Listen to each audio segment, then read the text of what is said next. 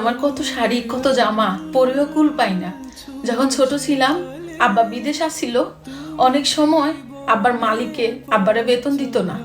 রোজার মধ্যে আম্মা অনেক কষ্ট করে আমগুলো ছালাইতো। ঈদের ঠিক 1 সপ্তাহ আগে আম্মা আমার জর্জের শাড়ি দিয়ে আমগুলো জামা বানাই দিত। আমরা ভাই বোন বেশি আসছিলাম দেখি ফুপুরা এক বন্ডে জামা দিলে আরেক বন্ডে জামা দিত না। কিন্তু আজকে আমার এত এত জামা, কিন্তু আমার আব্বা নাই, আমার ভাই বোন আমার কাছে নাই, আমার মা আমার কাছে নাই। আজকে কোনটা রেখে কোনটা পড়ো সেটাও ঠিক নাই।